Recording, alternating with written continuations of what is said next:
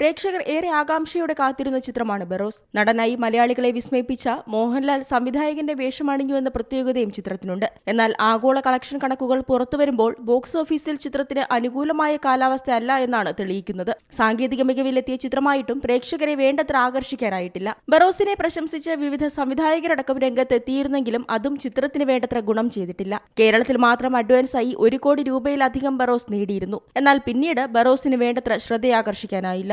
അതിനിടെ ബറോസിന്റെ ബജറ്റിനെ കുറിച്ചുള്ള വാർത്തകളാണ് ഇപ്പോൾ ചർച്ചയാകുന്നത്. ബറോസിന്റെ ബജറ്റ് 150 കോടിയിലധികമാണ് എന്നാണ് ചിത്രത്തിന്റെ marketing head doctor Sharon Thomas അവകാശപ്പെട്ടിരിക്കുന്നത്. നേരത്തെ 80 കോടിയാണ് ബജറ്റെന്നായിരുന്നു പുറത്തുവന്ന റിപ്പോർട്ടുകൾ. മോഹൻലാൽ പാടുന്നുവെന്നതും ബറോസ് എന്ന ചിത്രത്തിന്റെ പ്രധാന ആകർഷണമായിരുന്നു. മനോഹരമായ ഗാനമാണ് ചിത്രത്തിനായി ഒരുക്കിയിരിക്കുന്നതെന്ന് സിനിമാ പ്രേമികൾ ഒന്നടങ്കം പറയുന്നുണ്ട്. സന്തോഷ് ശിവനാണ് ചിത്രത്തിന്റെ ഛായാഗ്രഹണം നിർവഹിച്ചിരിക്കുന്നത്. ഒപ്പം ജിജോ പുന്നൂസ് കഥ എഴുതിയ ചിത്രം 3Dയിലെത്തുമ്പോൾ ആന്റണി പെരുമ്പാവൂരാണ് ചിത്രം നിർമ്മിച്ചിരിക്കുന്നത്. Entertainment desk, C Malayalam news. പുതിയ വാർത്തകളും വിശേഷങ്ങളും ഇനി വിരൽ തുമ്പിൽ. എല്ലാ ഡിജിറ്റൽ പ്ലാറ്റ്ഫോമുകളിലും ഇപ്പോൾ സി മലയാളം ന്യൂസ് ലഭ്യം.